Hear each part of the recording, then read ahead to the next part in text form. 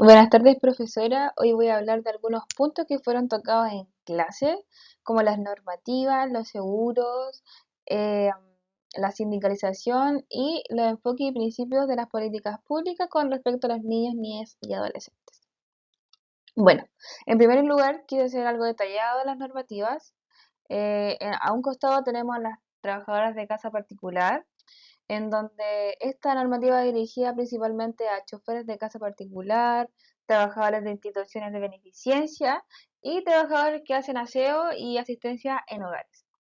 En esta normativa también se contempla un periodo de prueba solamente si el empleador lo requiere, ya que tiene una duración de 2 semanas, sin remuneración, y en el caso de que se quiera llevar a un término de este periodo, tiene que ser a voluntad propia y al menos 3 días de anticipación de aviso.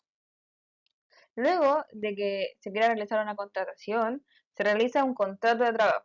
Este siempre existe, sí, pero no está físicamente escrito. Entonces, hay un periodo de hasta dentro de 15 días donde tiene que estar escrito este contrato, que tiene que ser firmado por el empleador y el trabajador, dando registro en la inspección del trabajo o ya de forma digital en el Ministerio de Trabajo, donde se debe considerar una remuneración, donde el sueldo sea acorde a lo trabajado, donde el empleador garantice una alimentación y una habitación a su trabajador.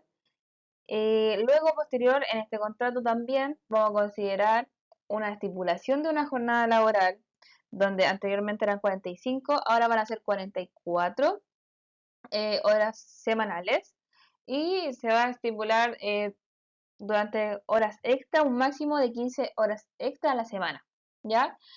Considerando también los descansos en los días sábado, domingo y festivo para trabajadoras puertas adentro. También estas trabajadoras van a tener derechos maternales, como el foro maternal y los permisos pre y postnatal. Por otro lado, tenemos la normativa de inclusión, donde esta normativa tiene la obligación de tener en sus empresas al menos 1% de trabajadores con discapacidad, que también busca la eliminación de la discriminación salarial de estas discapacidades, pero también va a garantizar un proceso de selección laboral. Bueno, en segundo lugar les voy a hablar de la sindicalización. Para hablar de algunas características, esta organización es de forma voluntaria, va a haber una libertad de afiliación, o sea, no tengo la obligación de adherirme, sino solamente si yo lo quiero. También van a existir reglas internas de estos sindicatos, en donde van a ser creadas por los mismos integrantes. Y posteriormente, si se quiere realizar, se va a hacer una inscripción y se va a llegar a la legalidad de este sindicato. ¿Cómo lo vamos a constituir? Bueno, tenemos que tomar en cuenta el número de trabajadores, el tipo de sindicato que vamos a realizar, la solicitud de inspección del trabajo, posteriormente si se va a realizar, ¿ya? Porque de tener en cuenta quiénes son los que nos van a representar, etcétera. Posteriormente se hace una junta de la constitución de este sindicato y se va a llevar al registro, o sea, se va a constituir 100%. Pero como se constituye, también se va a disolver este sindicato si así lo requiere, si los integrantes se ponen en un acuerdo o ya por una orden judicial que lo va a dictaminar. Ya por otro lado también tenemos el derecho a la huelga, donde se va a considerar que en este periodo se va a suspender el contrato de trabajo y así el empleador tampoco está obligado al pago de las remuneraciones. También va a haber una libertad de trabajo en donde yo puedo ejercer en otro lugar si es que mi contrato no me lo prohíbe. En la huelga también se van a existir asociaciones gremiales y profesionales que van a defender los intereses comunes de los profesionales de esa empresa. En donde si la queremos constituir, vamos a necesitar 25 personas naturales, donde se lleve un acta y posteriormente se presentarán los documentos requeridos ante el Ministerio de Economía, Fomento y Turismo.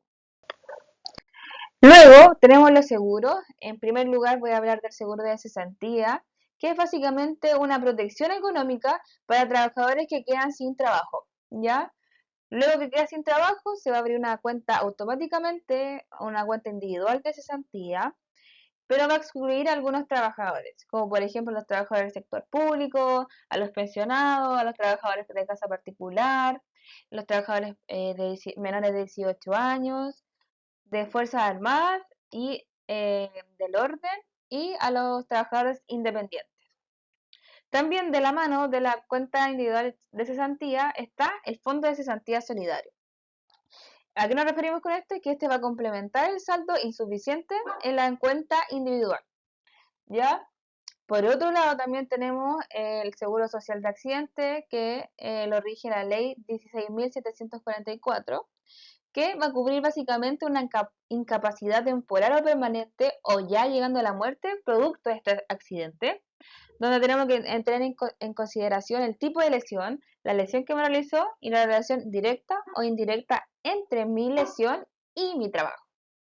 También tenemos que tener en consideración cómo probamos esto, avisándole al empleador, si cuento con testigos y declarando dónde, cuándo, a qué hora fue y la lesión que se produjo.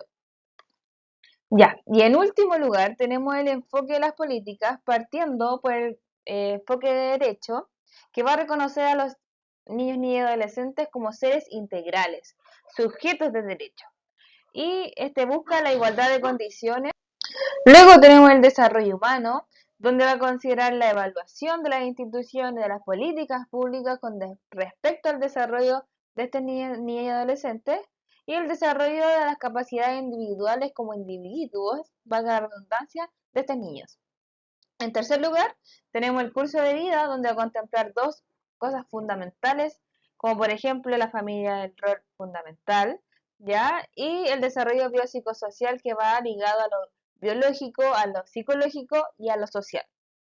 En cuarto lugar, tenemos la intercultural, que se va a referir básicamente a la diversidad cultural, en donde van a haber distintas nacionalidades, distintos idiomas, distintos valores, distintas creencias, distintos, hasta comidas, ¿ya? Y básicamente esto va a construir una sociedad más inclusiva. En último lugar, tenemos a la de género, el enfoque de género, donde se va a considerar la igualdad de oportunidades, la abolición a la discriminación y donde vamos a considerar las orientaciones e identidades sexuales de los niños, niñas y adolescentes. En último lugar, tenemos los principios, como dije anteriormente, está ligada al sujeto de derecho, donde se va a reconocer en la Convención de los Derechos del Niño el sujeto a derecho. Anteriormente se llamaba como niños en riesgo, ahora no, ¿ya? En segundo lugar tenemos los intereses superiores del niño, donde se va a priorizar las decisiones y las acciones, dándoles el derecho a la información y participación. Luego tenemos la autonomía progresiva, donde se va, que tiene que ser acorde al desarrollo de la edad, la igualdad de la no discriminación, la participación y derecho a ser escuchado, la vida y desarrollo ya sea adecuado a lo biopsicosocial y el rol del Estado donde tienen que garantizar estos derechos. Bueno, espero que les haya gustado y hayan entendido un poquito más sobre todos estos puntos anteriormente mencionados. Hasta la próxima.